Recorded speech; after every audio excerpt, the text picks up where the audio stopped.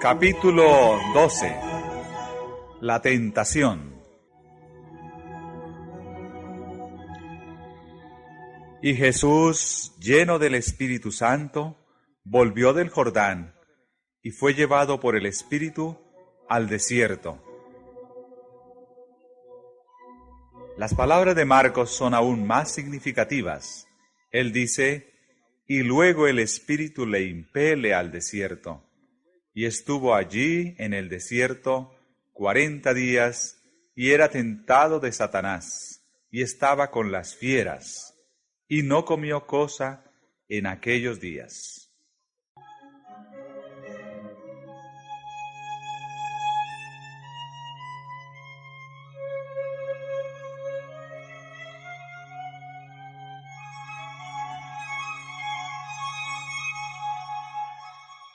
Cuando Jesús fue llevado al desierto para ser tentado, fue llevado por el Espíritu de Dios. Él no invitó a la tentación. Fue al desierto para estar solo, para contemplar su misión y su obra. Por el ayuno y la oración, debía fortalecerse para andar en la senda manchada de sangre que iba a recorrer. Pero Satanás sabía que el Salvador había ido al desierto y pensó que esa era la mejor ocasión para atacarle.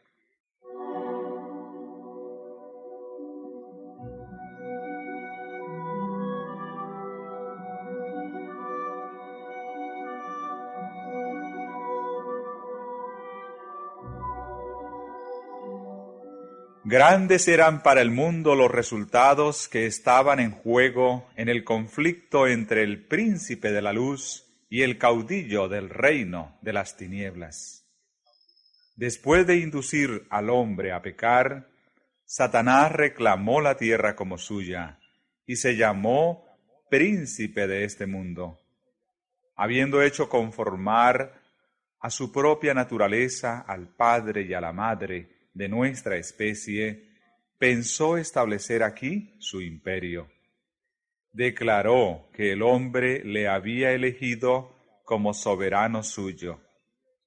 Mediante su dominio de los hombres, dominaba el mundo. Cristo había venido para desmentir la pretensión de Satanás. Como hijo del hombre, Cristo iba a permanecer leal a Dios. Así se demostraría que Satanás no había obtenido completo dominio de la especie humana y que su pretensión al reino del mundo era falsa. Todos los que deseasen liberación de su poder podrían ser librados. El dominio que Adán había perdido por causa del pecado sería recuperado.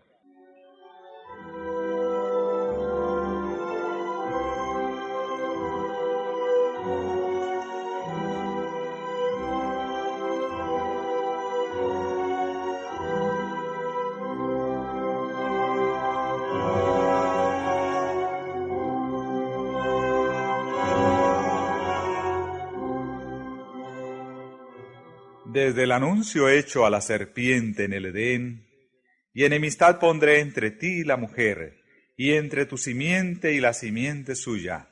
Satanás sabía que no ejercía dominio absoluto sobre el mundo. Veía en los hombres la obra de un poder que resistía a su autoridad. Con intenso interés consideró los sacrificios ofrecidos por Adán y sus hijos. En esta ceremonia discernía el símbolo de la comunión entre la tierra y el cielo. Se dedicó a intersectar esta comunión. Representó falsamente a Dios, así como los ritos que señalaban al Salvador. Los hombres fueron inducidos a temer a Dios como a un ser que se deleitaba en la destrucción. Los sacrificios que debían revelar su amor eran ofrecidos únicamente para apaciguar su ira. Satanás excitaba las malas pasiones de los hombres a fin de asegurar su dominio sobre ellos. Cuando fue dada la palabra escrita de Dios, Satanás estudió las profecías del advenimiento del Salvador. De generación en generación trabajó para cegar a la gente acerca de esas profecías, a fin de que rechazase a Cristo en ocasión de su venida.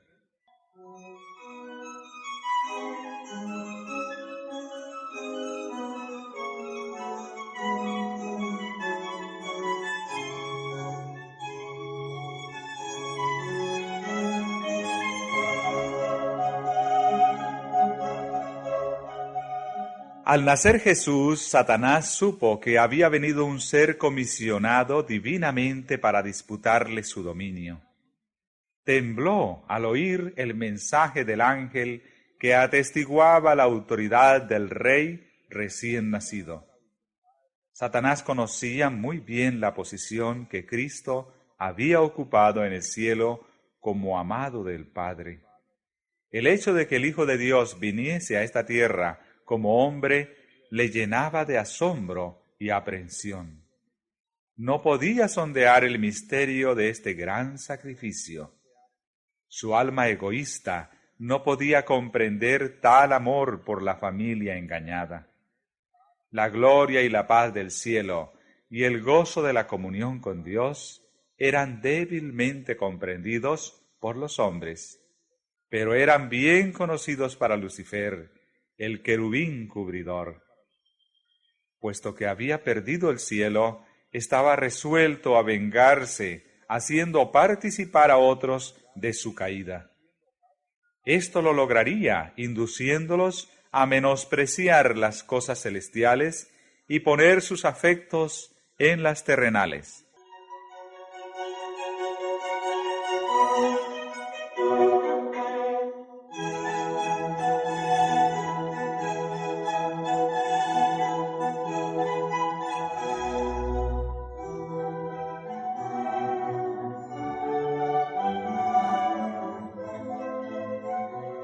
No sin obstáculos iba el generalísimo del cielo a ganar las almas de los hombres para su reino. Desde su infancia en Belén fue continuamente asaltado por el maligno.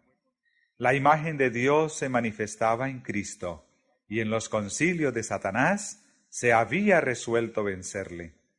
Ningún ser humano había venido al mundo y escapado al poder del engañador.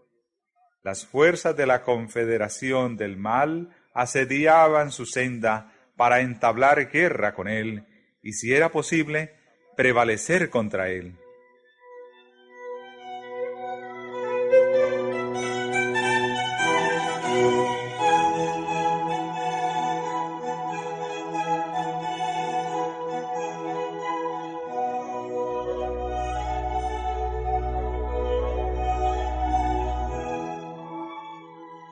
En ocasión del bautismo del Salvador, Satanás se hallaba entre los testigos. Vio la gloria del Padre que descansaba sobre su Hijo. Oyó la voz del Jehová atestiguar la divinidad de Jesús. Desde el pecado de Adán, la especie humana había estado privada de la comunión directa con Dios. El trato entre el cielo y la tierra se había realizado por medio de Cristo. Pero ahora que Jesús había venido en semejanza de carne de pecado, el Padre mismo habló. Antes se había comunicado con la humanidad por medio de Cristo. Ahora se comunicaba con la humanidad en Cristo. Satanás había esperado que el aborrecimiento que Dios siente hacia el mal produjera una eterna separación entre el cielo y la tierra. Pero ahora era evidente que la relación entre Dios y el hombre había sido restaurada.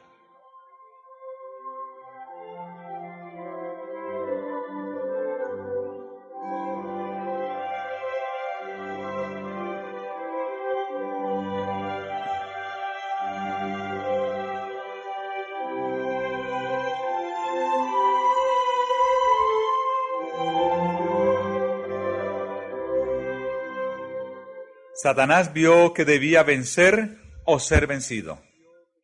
Los resultados del conflicto significaban demasiado para ser confiados a sus ángeles confederados. Debía dirigir personalmente la guerra. Todas las energías de la apostasía se unieron contra el Hijo de Dios. Cristo fue hecho el blanco de toda arma del infierno.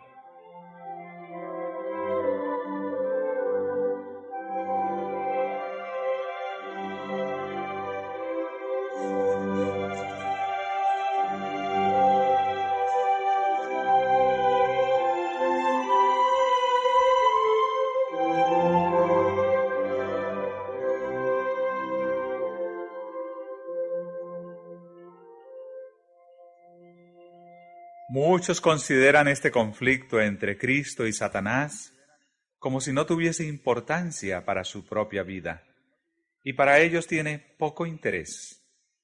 Pero esta controversia se repite en el dominio de todo corazón humano.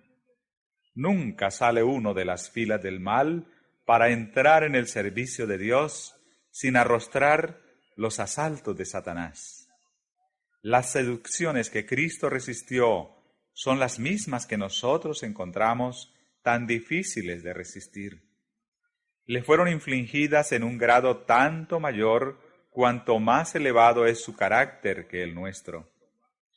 Llevando sobre sí el terrible peso de los pecados del mundo, Cristo resistió la prueba del apetito, del amor al mundo y del amor a la ostentación que conduce a la presunción. Estas fueron las tentaciones que vencieron a Adán y Eva y que tan fácilmente nos vencen a nosotros.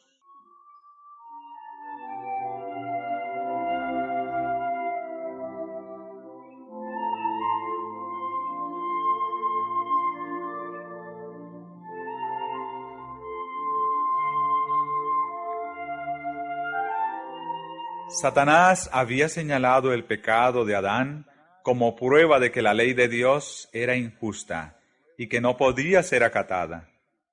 En nuestra humanidad, Cristo había de resarcir el fracaso de Adán. Pero cuando Adán fue asaltado por el tentador, no pesaba sobre él ninguno de los efectos del pecado. Gozaba de una plenitud de fuerza y virilidad, así como del perfecto vigor de la mente y el cuerpo. Estaba rodeado por las glorias del Edén y se hallaba en comunión diaria con los seres celestiales.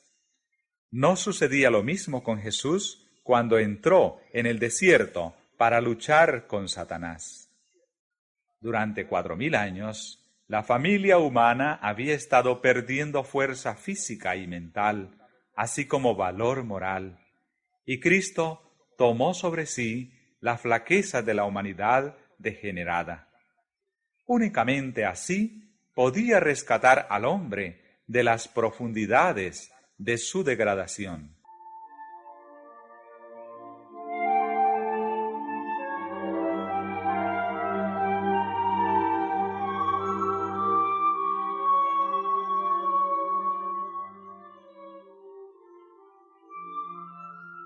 Muchos sostienen que era imposible para Cristo ser vencido por la tentación. En tal caso, no podría haberse hallado en la posición de Adán. No podría haber obtenido la victoria que Adán dejó de ganar.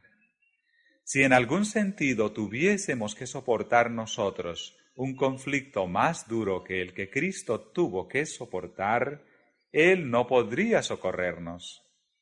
Pero nuestro Salvador tomó la humanidad con todo su pasivo. Se vistió de la naturaleza humana, con la posibilidad de ceder a la tentación. No tenemos que soportar nada que Él no haya soportado.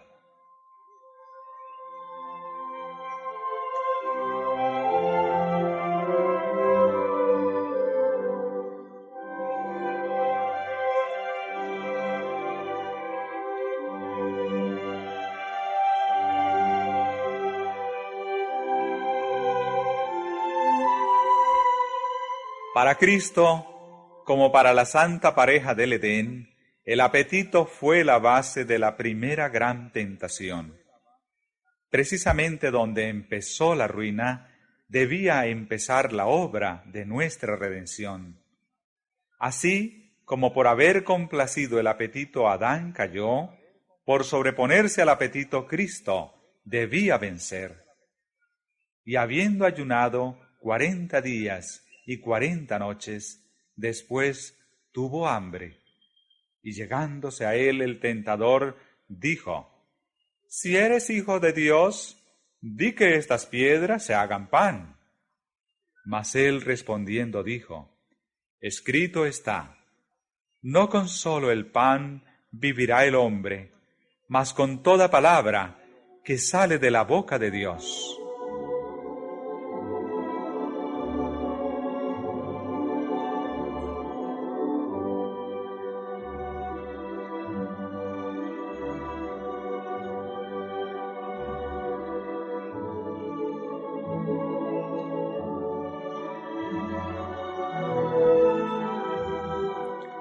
Desde el tiempo de Adán hasta el de Cristo, la complacencia de los deseos propios habían aumentado el poder de los apetitos y pasiones, hasta que tenían un dominio casi ilimitado. Así los hombres se habían degradado y degenerado, y por sí mismos no podían vencer. Cristo venció en favor del hombre, soportando la prueba más severa. Por nuestra causa, ejerció un dominio propio más fuerte que el hambre o la misma muerte. Y esta primera victoria entrañaba otros resultados, de los cuales participan todos nuestros conflictos con las potestades de las tinieblas.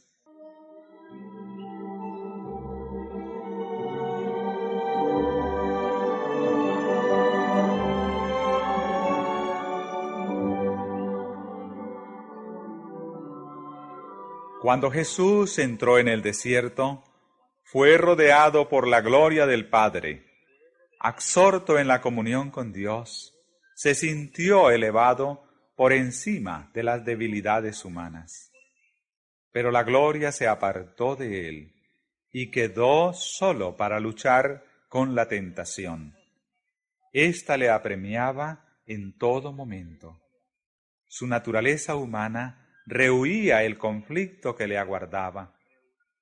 Durante 40 días ayunó y oró.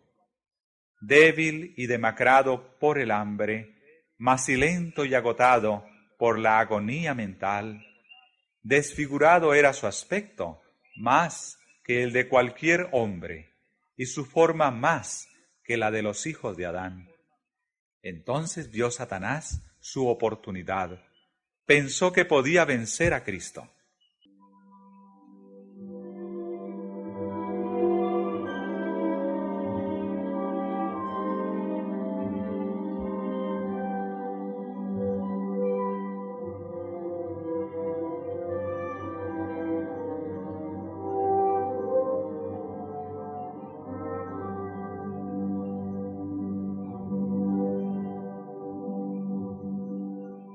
Como en contestación a las oraciones del Salvador, se le presentó un ser que parecía un ángel del cielo. Aseveró haber sido comisionado por Dios para declarar que el ayuno de Cristo había terminado, así como Dios había enviado un ángel para detener la mano de Abraham a fin de que no sacrificase a Isaac. Así también, satisfecho con la buena disposición de Cristo para entrar por la senda manchada de sangre, el Padre había enviado un ángel para librarlo. Tal era el mensaje traído a Jesús. El Salvador se hallaba debilitado por el hambre y deseaba con vehemencia alimentos cuando Satanás se le apareció repentinamente. Señalando las piedras que estaban esparcidas por el desierto y que tenían las apariencias de panes, el tentador dijo: Si eres hijo de Dios, di que estas piedras se hagan pan.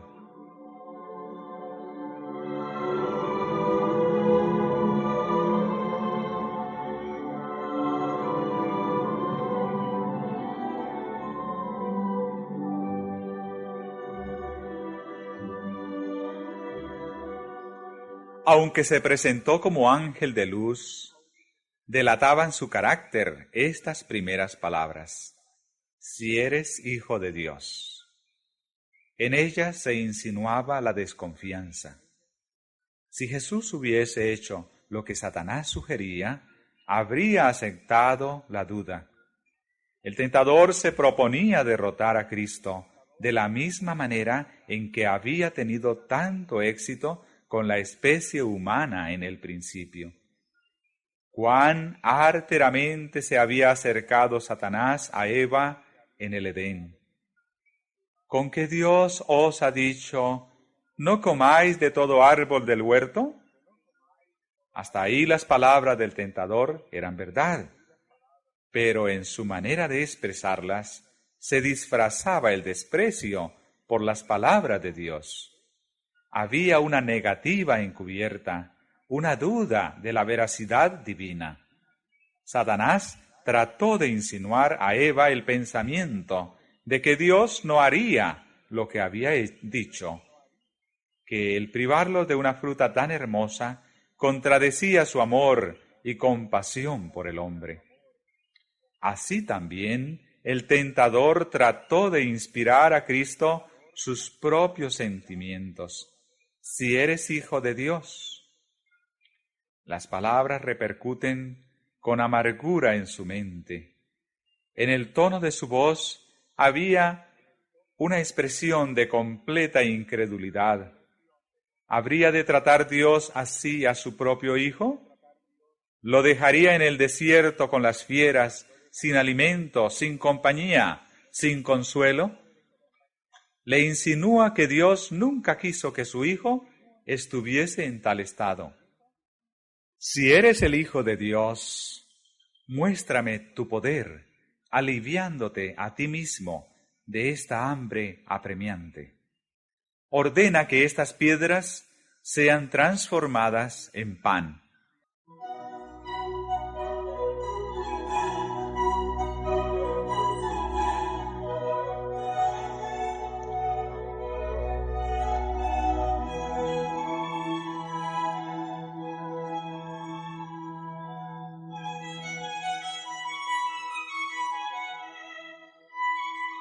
Las palabras del cielo: este es mi Hijo amado, en el cual tengo contentamiento, resonaban todavía en los oídos de Satanás, pero estaba resuelto a hacer dudar a Cristo de este testimonio.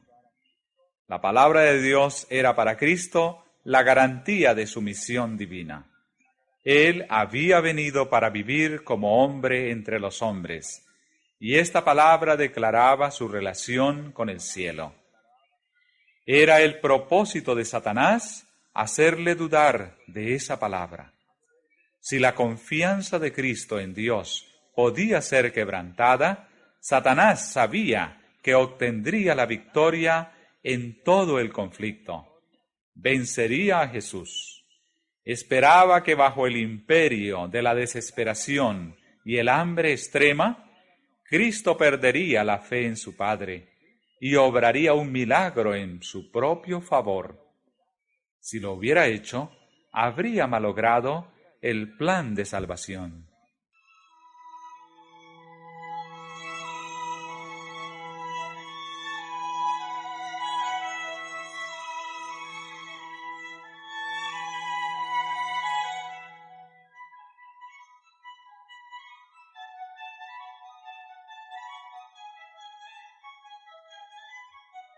Cuando Satanás y el Hijo de Dios se encontraron por primera vez en conflicto, Cristo era el generalísimo de las huestes celestiales y Satanás el caudillo de la rebelión del cielo. Fue echado fuera. Ahora su condición está aparentemente invertida y Satanás se aprovecha de su supuesta ventaja. Uno de los ángeles más poderosos dijo: ha sido desterrado del cielo. El aspecto de Jesús indica que Él es aquel ángel caído, abandonado de Dios y de los hombres. Un ser divino podría sostener su pretensión realizando un milagro. Si eres hijo de Dios, di que estas piedras se hagan pan. Un acto tal de poder creador, insistía el tentador, sería evidencia concluyente de su divinidad. Pondría término a la controversia.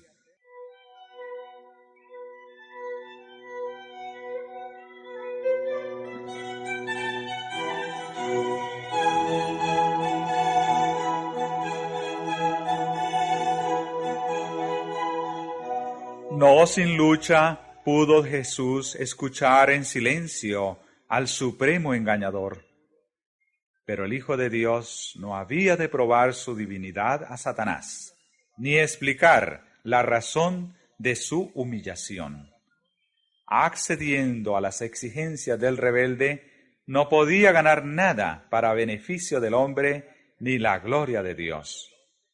Si Cristo hubiese obrado de acuerdo con la sugestión del enemigo, Satanás habría dicho aún: «Muéstrame una señal para que crea que eres el Hijo de Dios».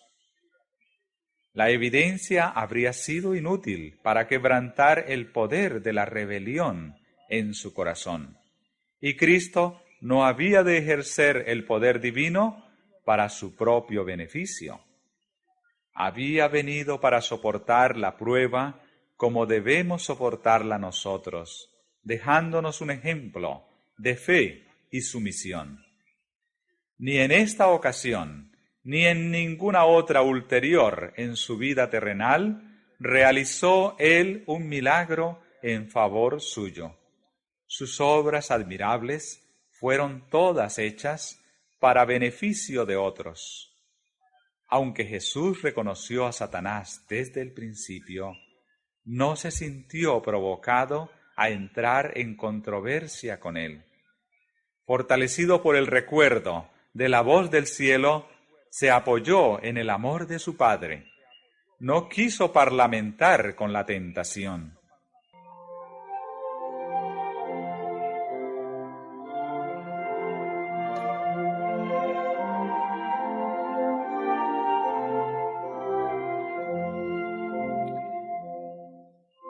Jesús hizo frente a Satanás con las palabras de la Escritura.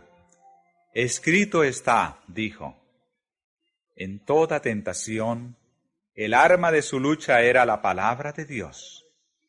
Satanás exigía de Cristo un milagro como señal de su divinidad.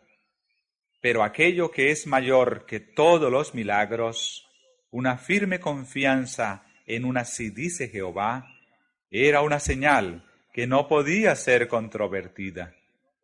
Mientras Cristo se mantuviese en esa posición, el tentador no podría obtener ventaja alguna.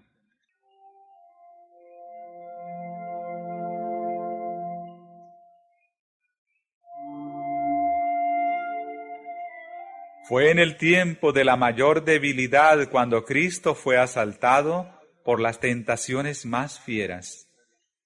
Así Satanás pensaba prevalecer. Por este método había obtenido la victoria sobre los hombres. Cuando faltaba la fuerza y la voluntad, se debilitaba y la fe dejaba de reposar en Dios. Entonces, los que habían luchado valientemente por lo recto durante mucho tiempo, eran vencidos. Moisés se hallaba cansado por los 40 años de peregrinaciones de Israel, cuando su fe dejó de asirse momentáneamente del poder infinito. Fracasó en las mismas límites de las tierras prometidas. Así también sucedió con Elías, que había permanecido indómito delante del rey Acab y había hecho frente a toda la nación de Israel, encabezada por los 450 profetas de Baal. Después de aquel terrible día pasado sobre el Carmelo, cuando se había muerto a los falsos profetas y el pueblo había declarado su fidelidad a Dios, Elías huyó para salvar su vida ante las amenazas de la idólatra Jezabel. Así se había aprovechado Satanás de la debilidad de la humanidad, y aún hoy sigue obrando de la misma manera. Siempre que una persona esté rodeada de nubes, se halle perpleja por las circunstancias o afligida por la pobreza y angustia, Satanás está listo para tentarla y molestarla. Ataca los puntos débiles de nuestro carácter. Trata de destruir nuestra confianza en Dios, porque Él permite que exista tal estado de cosas. Nos vemos tentados a desconfiar de Dios y a poner en duda su amor. Muchas veces el tentador viene a nosotros como se presentó a Cristo, desplegando delante de nosotros nuestras debilidades y flaquezas.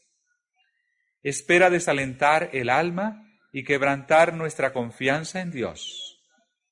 Entonces está seguro de su presa. Si nosotros le hiciéramos frente como lo hizo Jesús, evitaríamos muchas derrotas. Parlamentando con el enemigo, le damos ventajas.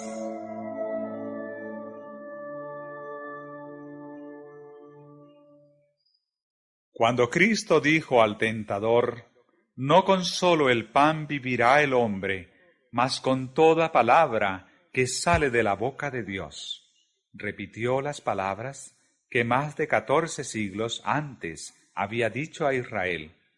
Acordarte has de todo el camino por donde te ha traído Jehová tu Dios estos 40 años en el desierto, y te afligió e hízote tener hambre, y te sustentó con maná, comida que no conocías tú, ni tus padres la habían conocido, para hacerte saber que el hombre no vivirá de solo pan, mas de todo lo que sale de la boca de Jehová vivirá el hombre. En el desierto, cuando todos los medios de sustento se habían agotado, Dios envió a su pueblo maná del cielo, y esto en una provisión suficiente y constante. Dicha provisión había de enseñarles que mientras confiasen en Dios y anduviesen en sus caminos, Él no los abandonaría. El Salvador puso ahora en práctica la lección que había enseñado a Israel. La palabra de Dios había dado socorro a la hueste hebrea, y la misma palabra se lo daría también a Jesús. Esperó el tiempo en que Dios había de traerle alivio. Se hallaba en el desierto en obediencia a Dios, y no iba a obtener alimento siguiendo las sugestiones de Satanás. En presencia del universo, atestiguó que es menor calamidad sufrir lo que venga que apartarse en un ápice de la voluntad de Dios.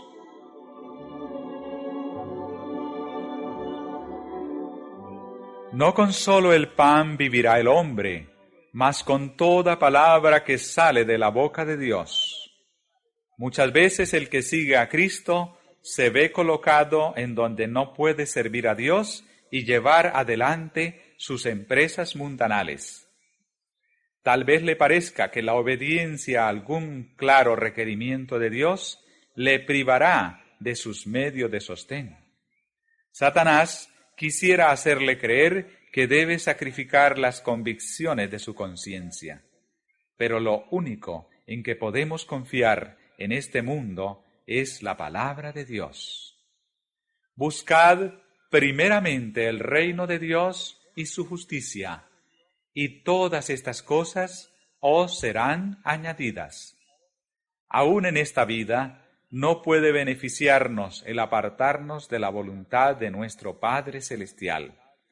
Cuando aprendamos a conocer el poder de su palabra, no seguiremos las sugestiones de Satanás para obtener alimento o salvarnos la vida. Lo único que preguntaremos será, ¿cuál es la orden de Dios y cuál es su promesa? Conociéndolas, obedeceremos la primera y confiaremos en la segunda.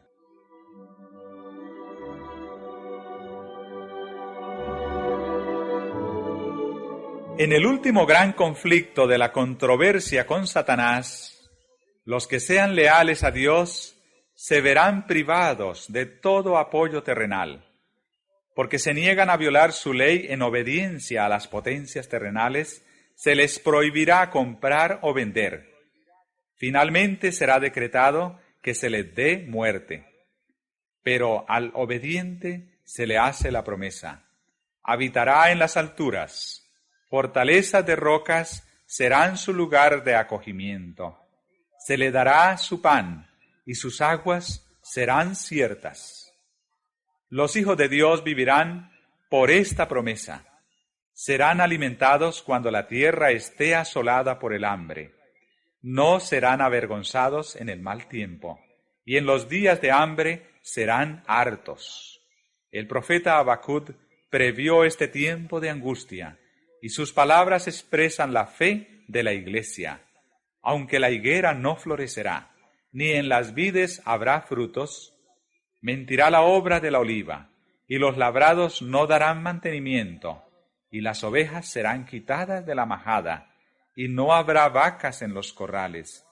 Con todo, yo me alegraré en Jehová, y me gozaré en el Dios de mi salud.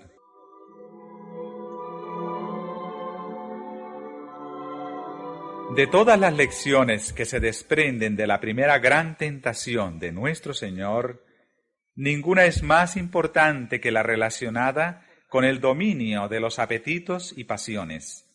En todas las edades, las tentaciones atrayentes para la naturaleza física han sido las más eficaces para corromper y degradar a la humanidad. Mediante la intemperancia, Satanás obra para destruir las facultades mentales y morales que Dios dio al hombre como un don inapreciable. Así viene a ser imposible para los hombres apreciar las cosas de valor eterno. Mediante la complacencia de los sentidos, Satanás trata de borrar del alma todo vestigio de la semejanza divina. La sensualidad irrefrenada y la enfermedad y degradación consiguientes que existían en tiempo del primer advenimiento de Cristo existirán con intensidad agravada antes de su segunda venida. Cristo declara que la condición del mundo será como en los días anteriores al diluvio y como en tiempo de Sodoma y Gomorra. Todo intento de los pensamientos del corazón será de continuo el mal. Estamos viviendo en la víspera misma de ese tiempo pavoroso, y la lección del ayuno del Salvador debe grabarse en nuestro corazón. Únicamente por la indecible angustia que soportó Cristo, podemos estimar el mal que representa el complacer sin freno los apetitos. Su ejemplo demuestra que nuestra única esperanza de vida eterna consiste en sujetar los apetitos y pasiones a la voluntad de Dios.